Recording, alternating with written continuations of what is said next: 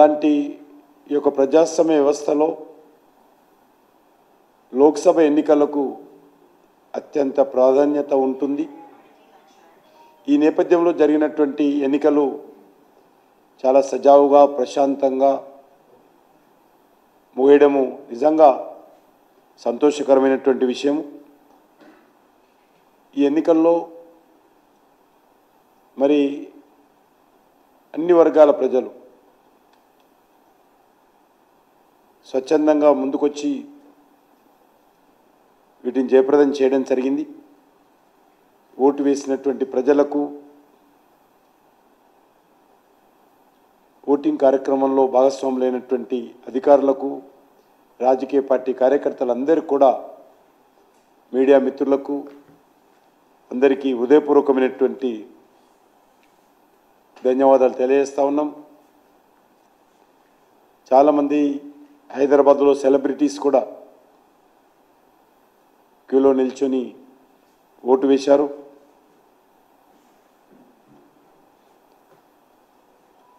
వాళ్ళు ఒక మెసేజ్ కూడా,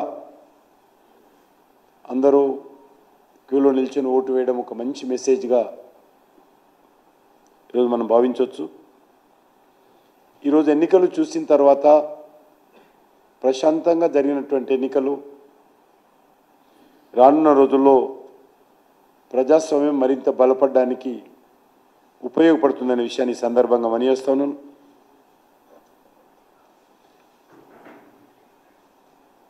ఈసారి పోలింగు 60-62% మించి జరిగింది.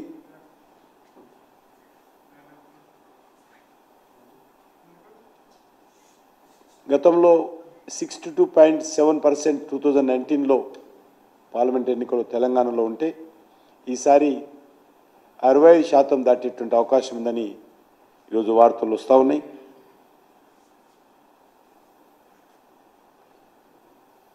బీజేపీ సంబంధించినంత వరకు అన్ని నియోజకవర్గాల్లో మేము ఊహించిన దానికంటే ఎక్కువ ప్రజల నుంచి ఒక సానుకూలమైనటువంటి స్పందన ఈ పార్లమెంట్ ఎన్నికల్లో కనిపిస్తూ ఉంది. ముఖ్యంగా గ్రామీణ ప్రాంతాల్లో ఏ గ్రామానికి కాగా నేను ముందే చెప్పడం జరిగింది. గ్రామాల్లో ఉన్నటువంటి ప్రజలు రాజకీయాలకు అతీతంగా ఈసారి మేము పార్టీని చూడము, పార్టీలను చూడము, మేము మోడీ గారిని చూస్తామనే విధంగా తీర్మానాలు చేశారని చెప్పడం జరిగింది. అది ఈరోజు అనేక గ్రామాలలో చాలా స్పష్టంగా 2023 ఎన్నికల్లో వారు టీఆర్ఎస్కి వేసినప్పటికీ లేకపోతే కాంగ్రెస్కి వేసినప్పటికీ ఈసారి మేము బీజేపీకే వేస్తామనే విధంగా ఓటర్స్ అనేక గ్రామాలలో చాలా స్పష్టంగా, ముఖ్యంగా యువకులు మహిళలు ఏకమై బీజేపీని ఆదరించారు.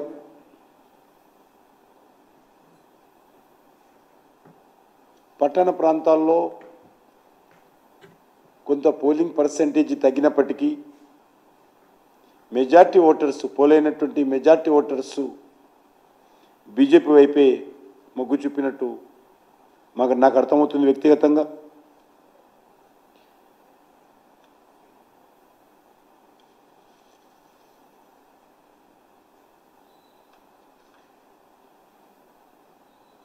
పట్టణ ప్రాంతాల్లో ముఖ్యంగా హైదరాబాద్లో పోలింగ్ పర్సెంటేజ్ తగ్గడానికి అనేక కారణాలు ఉన్నాయి.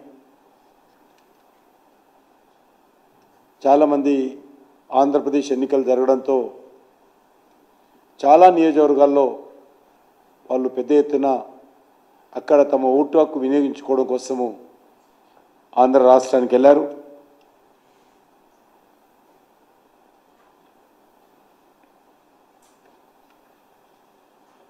అంతేకాకుండా మరి ముఖ్యంగా రాజకీయ పార్టీ కార్యకర్తలు, ముఖ్యమంత్రి గారు కానీ లేకపోతే బీఆర్ఎస్ నాయకులు కానీ ఎంత రెచ్చగొట్టినప్పటికీ ఎక్కడ కూడా ఏ రకమైనటువంటి అవాంఛనీయ సంఘటనలు జరగకుండా కార్యకర్తలు సాధ్యమైనంత వరకు ప్రశాంతంగా ఉన్నారనే విషయాన్ని ఈ సందర్భంగా నేను మనవి చేస్తున్నాను.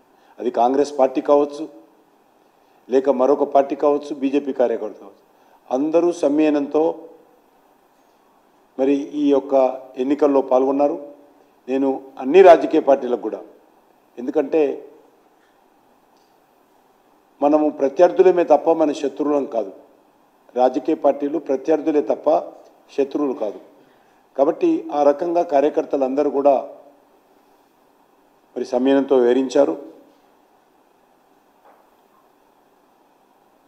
ఈరోజు గ్రామీణ ప్రాంతాలు, పట్టణ ప్రాంతాలని చూడకుండా చాలామంది ప్రజలు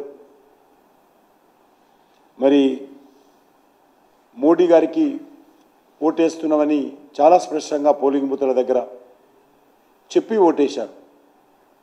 గతంలో ఆ రకంగా కొంత భయపడేవాళ్ళు, కానీ ఈరోజు ఆ రకంగా ఓపెన్గా గ్రామీణ ప్రాంతాల్లో, పట్టణ ప్రాంతాల్లో అనేకమైనటువంటి పోలింగ్ బూతుల్లో స్పష్టంగా మేము మోడీ గారికి వేశామనేటువంటి విషయం చెప్పి ఓటేసినట్టు ఈరోజు స్వయంగా నేను ఆ రకంగా ఫీల్ అయ్యాను. కాంగ్రెస్ పార్టీ ప్రజలను రెచ్చగొట్టే ప్రయత్నం చేసిన ముఖ్యమంత్రి గారు కానీ, లేక రాహుల్ గాంధీ కానీ, ప్రజలు ఏమాత్రం కాంగ్రెస్ పార్టీని ఎన్నికల్లో పట్టించుకోలేదు.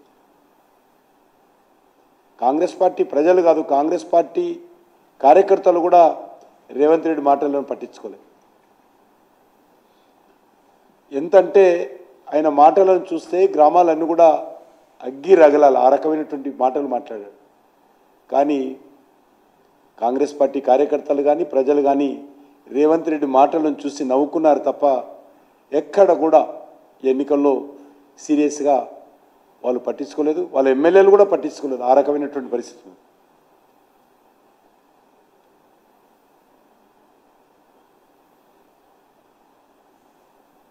పట్టణ ప్రాంతాల్లో పోలింగ్ పర్సెంటేజ్ తగ్గినప్పటికీ కూడా భారతీయ జనతా పార్టీకి సానుకూలమైనటువంటి స్పందన పోలింగ్ జరిగిందనేటువంటిది నా భావన. మరి ఎన్నికల్లో భారతీయ జనతా పార్టీ గతంలో చెప్పినట్టు మాకు వస్తున్నటువంటి ఇన్ఫర్మేషన్ ప్రకారము డబల్ డిజిట్స్ ఏవైతే సీటు గెలుస్తామని చెప్పడం జరిగిందో, లేక మొన్న మా హెచ్ఎం గారు చెప్పినట్టు తప్పకుండా మేము మంచి ఫలితాలను ఈ ఎన్నికల్లో మేము పొందుతామనే విషయాన్ని ఈ సందర్భంగా మనం చేస్తా ఉన్నాను. అనేక రకాలుగా మా పార్టీ మీద అవాకులు చెవాకులు పేలడము,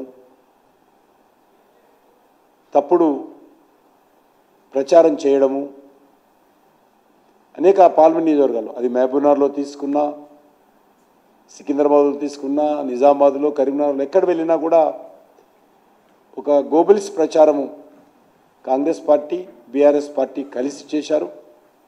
కానీ ఆ రెండు పార్టీల కార్యకర్తలను కూడా ఆ పార్టీ నాయకత్వాన్ని కాదని చెప్పి ఈరోజు భారతీయ జనతా పార్టీకి ఆదరించినటువంటి పరిస్థితి అన్ని ప్రాంతాల్లో కనిపిస్తూ ఉంది.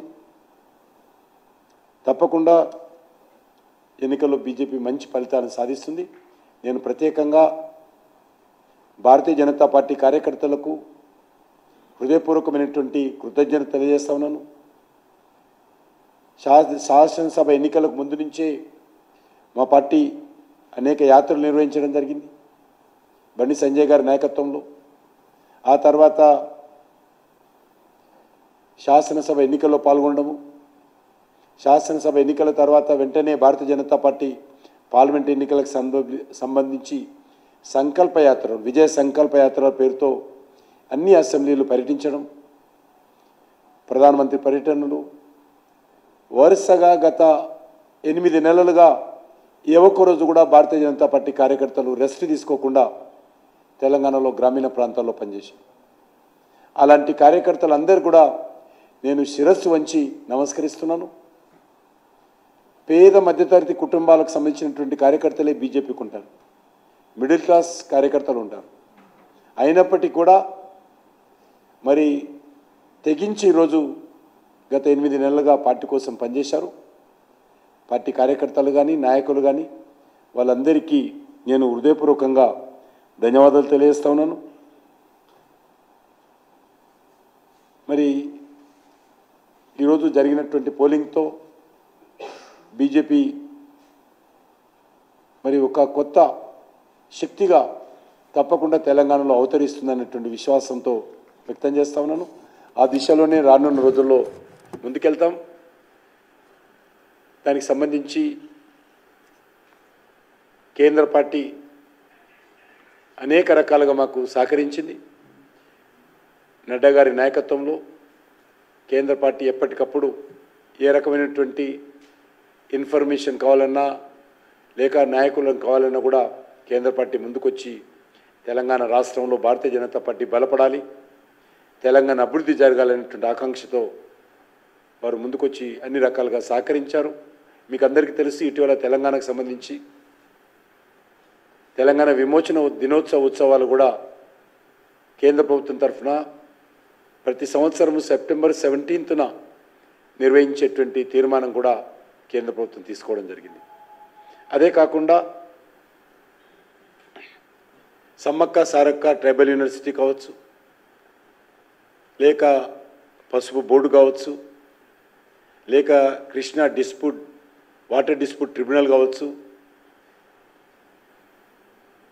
కాకతీయ టెక్స్టైల్ పార్క్ కావచ్చు, అనేకం కూడా కేంద్ర ప్రభుత్వం మంజూరు చేయడం జరిగింది. వాటన్నిటిని కూడా ఎన్నికలైన తర్వాత మళ్ళీ ప్రధానమంత్రిగా నరేంద్ర మోడీ గారు ప్రమాణ స్వీకారం చేసిన తర్వాత వాటన్నిటిని వేగవంతంగా మరి అమలు చేసేటువంటి ప్రక్రియ ప్రారంభిస్తాము. సమ్మక్క సారక్క కేంద్రీయ గిరిజన విశ్వవిద్యాలయానికి సంబంధించి ఇప్పటికే తాత్కాలికమైనటువంటి క్యాంపస్ ఈ ఎడ్యుకేషన్ ఇయర్లోనే మేము అడ్మిషన్స్ తీసుకోవడం కోసం నిర్ణయించి నేను స్వయంగా వెళ్ళి ఆ క్యాంపస్ను ప్రారంభించొచ్చాను. ములుగులో ఆ యూనివర్సిటీ ప్రారంభమవుతుంది. స్పెషల్ ఆఫీసర్ కూడా అపాయింట్ చేస్తాము. ఎన్నికల తర్వాత వీసీని కూడా అపాయింట్మెంట్ చేస్తాము. దానికి సంబంధించి అడ్మిషన్స్ కూడా ఈ విద్యా సంవత్సరంలోనే మరి కొన్ని కోర్సులకు ఈరోజు ప్రారంభించబోతా ఉన్నామని ఈ సందర్భంగా మనయేస్తున్నాను. దానికి ఇంకో కొంత ల్యాండ్ డిస్ప్యూట్ ఉంది.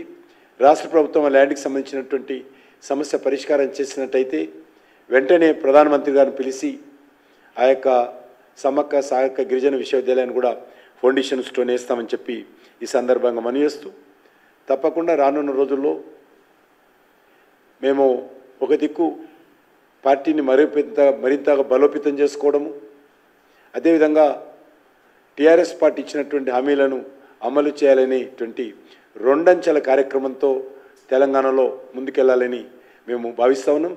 త్వరలోనే ఆ దిశలోనే ఎన్నికల ఫలితాలు వచ్చిన తర్వాత పూర్తి స్థాయి కార్యాచరణ ప్రణాళిక రూపొందించుకొని మేము ముందుకెళ్తామని ఈ సందర్భంగా మనయేస్తాం.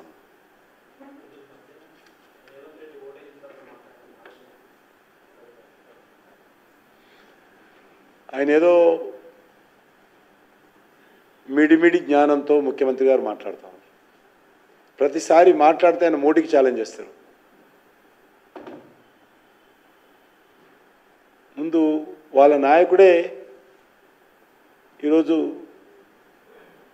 ఇక్కడ ఇడిచి అక్కడ పరిగెత్తి, అక్కడ ఇడిచి ఇక్కడ పరిగెత్తున్నాడు.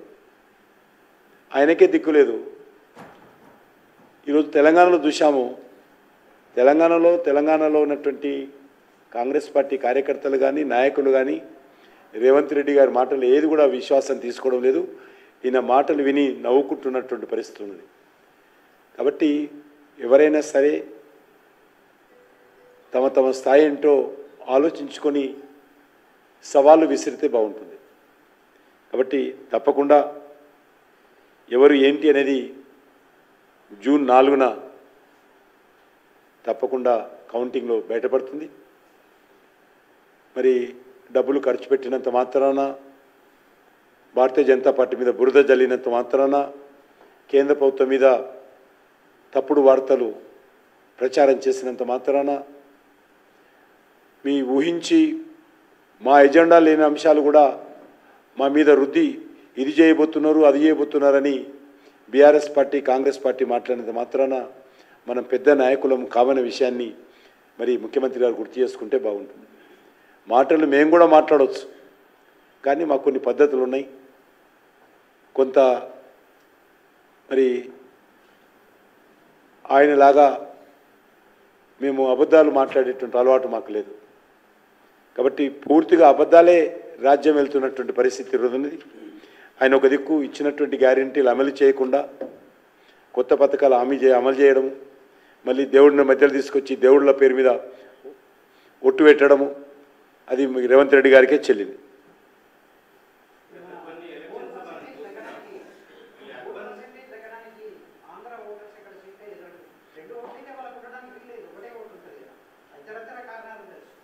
అదొక్కటే అనలేదు, అదొక్కటే అదొక కారణం అన్నాను.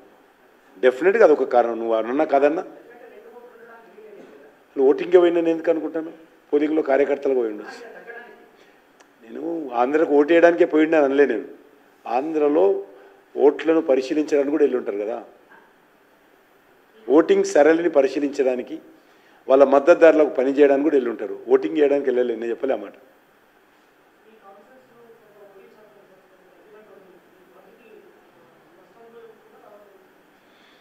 బీజేపీ విజయం సాధిస్తుంది. ఏదైనప్పటికీ కూడా బీజేపీ విజయం సాధిస్తుంది. అంత మటుకు నేను చెప్పగలను. లాస్ట్ టైం చేరుకున్నాం, ఆల్మోస్ట్ లాస్ట్ టైం కూడా ఇదే పరిస్థితి ఉంది.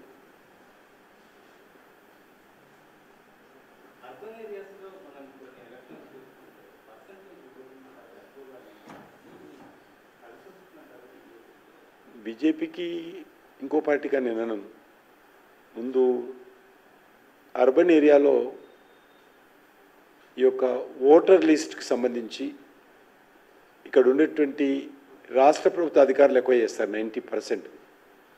పూర్తిగా దాన్ని సంస్కరించాల్సిన అవసరం ఉంది. నెంబర్ 1, ఆ ఓటర్ లిస్టు పూర్తి స్థాయిలో ప్రభుత్వం వెరిఫికేషన్ చేయాలి. మేము గత 3-4 ఎలక్షన్స్లో చనిపోయినటువంటి వాళ్ళ పేర్లు మేము ఇస్తూ ఉంటాము, కనీసం వాళ్ళు డిలీట్ చేసే పరిస్థితి లేదు. ఈరోజు చూస్తే ఒక జూబ్లీహిల్స్ కాన్స్టిట్యున్సీలో 1000 ఓట్లు తొలగించారు. వరుసగా ఒక కాలనీ తొలగించేశారు. అన్నిటి మీద డిలీట్ అని చేసి ఇచ్చారు. మాకు నిన్న ఇచ్చారు ఓటర్ లిస్ట్. మొన్నటి వరకు మున్సిపల్ ఏవైతే పంపుతారో ఎలక్షన్ కమిషన్ ద్వారా పంపినటువంటి స్లిప్స్ ఏవైతే ఉన్నాయో మేము పంపిణీ చేయగలం, వాళ్ళే పంపినటువంటి స్లిప్స్ కూడా ఈరోజు చెల్లలేదు. 3 రోజుల క్రితం వరకు వాళ్ళ ఇంటింటికి వెళ్ళి స్లిప్స్ పంచారు. కనీసం వాళ్ళకన్నా ఓటు ఉండాలి కదా. ఆ స్లిప్స్ తీసుకొని వస్తే కూడా ఈరోజు ఇచ్చిన లిస్టులో ఒక కుట్రపూరితంగా ఎవరో కొంత అధికారులు కొంత వర్గాలతో కుమ్ముకై, కొన్ని పార్టీలతో కుమ్ముకై అక్కడ ఒక వర్గం వారి ఓట్లు పెద్ద ఎత్తున తొలగించడం జరిగింది. అది మంచిది కాదు. కాబట్టి మీరు చెప్పినట్టు అనేక రకాల సమస్యలు ఉన్నాయి. ఓటర్ లిస్టు సరిగ్గా లేదు. కనీసం ఈరోజు ఓటర్ లిస్టు సరిగ్గా చేస్తే కనీసం ఆధార్ కార్డుతో అనుసంధానం చేస్తే బాగుంటుంది, కానీ సుప్రీంకోర్టు ఒప్పుకోలేదు, మీకు తెలుసు. కాబట్టి ఓటర్ లిస్టు స్ట్రీమ్లైన్ చేయాలి. చాలా పెద్ద ఎత్తున రకమైనటువంటి పరిస్థితి ఉన్నది. ఒక ఇంట్లో, మా ఇంట్లో మా బాబు ఓటు ఎక్కడో ఉంటుంది, మేము ఒక దగ్గర ఉంటాం. కనీసం ఒక కేంద్ర మంత్రి, నేను అనేక సార్లు దాని మీద లెటర్ రాసినా కూడా పట్టించుకునే పరిస్థితి లేదు మున్సిపల్ ఆఫీసర్స్. కాబట్టి చాలా రకాల అంశాలు ఉన్నాయి. వీటన్నిటిని కూడా రానున్న రోజుల్లో తప్పకుండా మేము ప్రభుత్వ అధికారుల దృష్టికి తీసుకెళ్తాము.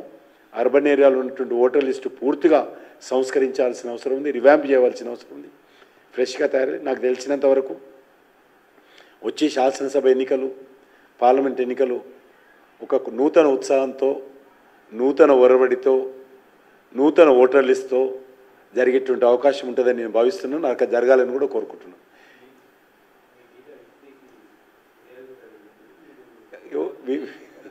మీరందరూ మీ ప్రెస్ల ముందే మాట్లాడినాను, నేనేం చాటుకు మాట్లాడలే. నేను అన్ననేమన్నాను? తప్పక పేరు తప్పుడు తప్పే ఉంది. రేవంత్ రెడ్డి ఏం మాట్లాడాడు మరి? వాళ్ళ పార్టీ నాయకుడు రేవంత్ రెడ్డి ఏం మాట్లాడాడు? హామీల గురించి మాట్లాడాడు. నేను అది కూడా అనలే. మోడీ గారు ఈ యొక్క ఒక ప్రధానమంత్రిగా ఈ యొక్క లోక్సభ ఎన్నికలను ఒక పండుగ వాతావరణంలో జరుపుకోవాలి, ఫెస్టివల్ ఆఫ్ డెమోక్రసీ అని చెప్పాడు ఆయన. ప్రజాతంత్రిక తెహార్ అన్నాడు. కాబట్టి ఆ రకంగా చిన్న పండుగలాగా జరుపుకోవాలని ఎలక్షన్ కమిషన్ కూడా అంటుంది. ఆ మాట అంటే నరేంద్ర మోడీ గారు పేట తీసుకోవాలి, ఆయన పేరు నిషేధం చేసింది ఏమన్నా? లేకపోతే నరేంద్ర మోడీ గారు కొట్టేయమని చెప్పినా, నాకు కొట్టేయమని చెప్పినా? మిడిమిడి జ్ఞానం ఏది దొరికితే అది మాట్లాడు. మళ్ళీ రేవంత్ రెడ్డి ఒకసారి తీసుకోను, మేము 100 కంప్లైంట్ చేయాలి రేవంత్ రెడ్డి మీద. చిన్న చిన్న విషయాలు ఎలక్షన్ కమిషన్ వాళ్ళు ఏమైనా ఉంటాయి కదా, నిన్న మాట్లాడిన దాంట్లో మిడిమిడి జ్ఞానంతో చేస్తారు ఇవన్నీ. ఏం చేస్తాం? ఈరోజు కాంగ్రెస్ పార్టీ అంత దిగజారిపోయింది. కనీసం అధికారంలోకి వచ్చామనేటువంటి వాళ్ళ యొక్క ఆలోచన కూడా లేదు వాళ్ళకు.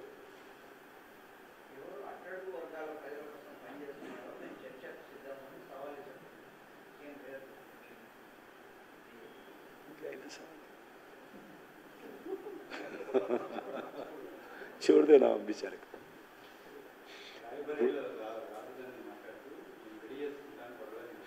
పాపం ఎట్లా ప్రధానమంత్రి కుర్చీ దొరుకుతుంది ఒకటి అన్నీ చేసుకుని కాదు ఇట్లా ప్రధానమంత్రి కాదు కదా పెళ్ళని చేసుకుందామని ఆయన ఏమనుకుంటే ప్రధానమంత్రి అయినాక పెళ్లి చేసుకుందాం అనుకున్నాడు. ఈ ప్రధానమంత్రి అయ్యే అవకాశం కంచు మేరు లేదు. కాబట్టి నేను ఇంతకుముందు కూడా చెప్పాను, రాహుల్ గాంధీ కాంగ్రెస్ పార్టీకి లీడర్ ఉన్న రోజులు మాకు తిరగలేదు, బీజేపీకి భారతీయ జనతా పార్టీకి తిరగలేదు. ఆయన ఎక్కడెక్కడ ఉపన్యాసాలు ఇస్తే మాకు ఓటింగ్ పర్సెంటేజ్ అంత పెరుగుతూ ఉంటుంది. రాహుల్ గాంధీ ఎక్కడెక్కడ ఉపన్యాసాలు ఇస్తే ఆ స్థాయిలో మాకు 1% 2% యాడ్ అవుతూ ఉంటుంది బీజేపీకి. కాబట్టి ఆయననే పార్టీకి లీడర్ ఉండాలి. కాబట్టి ఆయన కూడా అర్థమైంది ఇక లాభం లేదు, నేను యాజ్ ఎ ప్రైమ్ మినిస్టర్ ఆయన పెళ్లి చేసుకోవాలనుకుంటే ఎక్కడుందో అమ్మాయి తెలియదు కానీ కాబట్టి అయ్యేటట్టు లేదు, కాంప్రమైజ్ అయిపోయి చేసుకుంటున్నాడు. ఏం చేస్తాం, చేసుకోవాలి, తప్పేం లేదు. జీవితంలో పెళ్లి చేసుకోవాలి, తప్పదు కదా.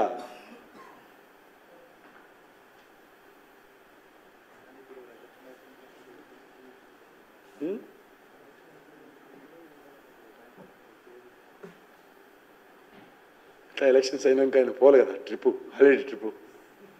ఇంకా ట్రిప్పులు అన్ని పనులు చేసుకొని వస్తాయి. ఇప్పుడు ఇంకేమైనా ఉందా?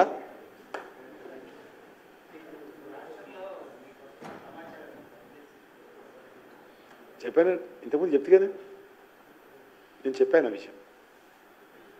గతంలో చెప్పిన మాటకే కట్టుబడి ఉన్నాం ఈరోజు వరకు కూడా. ఎక్కడ కూడా టీఆర్ఎస్ కావచ్చు, బీఆర్ఎస్ కావచ్చు, ఓటర్లు కానీ కార్యకర్తలు కానీ వాళ్ళందరూ కూడా ఈరోజు చాలా స్పష్టంగా దేశంలో మోడీ గారు ప్రధానమంత్రి కావాలనే మాటకు వాళ్ళు చాలా విలువ ఇచ్చారు, గౌరవం ఇచ్చారు. ఈరోజు పోలింగ్ సందర్భం కూడా వీళ్ళు ఎంత మా మీద బురద జల్లుతున్నాయి, వాళ్ళ పార్టీలు వాళ్ళ పార్టీ నాయకులు ఇంత భయంకరంగా అబద్ధాలు ఆడుతున్నప్పుడు కూడా వాళ్ళ పార్టీ కార్యకర్తలు కూడా సీరియస్గా తీసుకోకుండా, ప్రజలైతే తీసుకోలేదు, నేను మొన్నే చెప్పాను, ప్రజలు ఎక్కడ కూడా తీసుకోలేదు. తీసుకుని ఉంటే చాలా గొడవలు అయ్యి, ఎక్కడ తీసుకోలేదు, నవ్వుకున్నారు. కానీ వాళ్ళ పార్టీ కార్యకర్తలు కూడా సీరియస్గా తీసుకోలేదు విషయం ఈరోజు పోలింగ్ తర్వాత నాకు కూడా అనిపించింది. కాంగ్రెస్ వాళ్ళు కావచ్చు, బీఆర్ఎస్ వాళ్ళు కావచ్చు. నేను ఆల్మోస్ట్ 7 అసెంబ్లీలు పర్యటించాను ఈరోజు పోలింగ్ ప్రారంభమైన తర్వాత. నేను ఉదయం 10 to 7 బూత్కి వెళ్ళాను ఓటు వేయడానికి. ఈవీఎం మొరాయించుతోటి 50 నిమిషాలు పోలింగ్ బూత్లోనే ఉన్నాను. ఫస్ట్ ఓటు నేనే వేశాను. అప్పుడు స్టార్ట్ చేస్తే ఇప్పటి వరకు 6 వరకు కూడా తిరిగా నేను.